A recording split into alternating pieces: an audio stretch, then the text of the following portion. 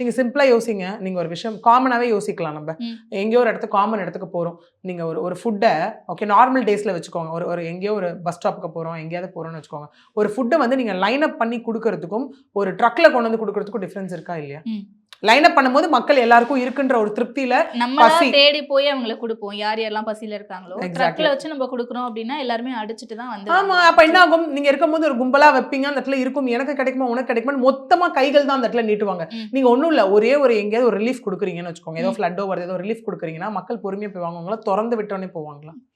அதனால அடிச்சுட்டு தான் எவ்வளவு போய் உயிர்கள் வாங்குவாங்க. போயிருக்கு அந்த இடத்துல. சோ இதுதான் இங்க இப்ப நடக்குது. நீங்க அப்படி குடுக்கணும்னு முடிவு பண்ணவங்க என்ன பண்ணியிருக்கணும்? அழகா கார விட்டு இறங்கி நின்னு குடுத்துருக்கணுமா? ஒருத்தரா கார்ல இருந்து எடுத்து ஏதோ ஒண்ணு பண்ணியிருக்கணும். நீங்க காருக்குள்ளேயே உட்கார்ந்துட்டு அப்ப கைய உள்ள விடக்கூடாதுன்னா எப்படி? இது என்ன ரொம்ப வந்துட்டு என்னது அசிங்கமா பண்றாங்கன்ற வார்த்தைலாம் ரொம்ப டூ மச் அந்த இடத்துல. ஏன்னா பசியோட ஒரு வேலையில இருக்கவங்களுக்கு தான் அதோட வலி என்னன்னு புரியும். அதுக்கு தான் சொன்னாங்க ஓசில சாப்பிடுறவங்களுக்குலாம் எங்கெங்க தெரிய போகுது அப்படின்னு. ஏன்னா மக்கள் அவங்க வயிறு காலியா தான் இருக்கு. இவருக்கு ஒரு பக்கம் வயிறும் நிரம்புது, லைஃபும் நிரம்புது, பேங்க் பேலன்ஸும் நிரம்புது. எல்லாம் ஒரு பக்கம் நிரம்பிட்டு தானே இருக்கு இந்த இடத்துல.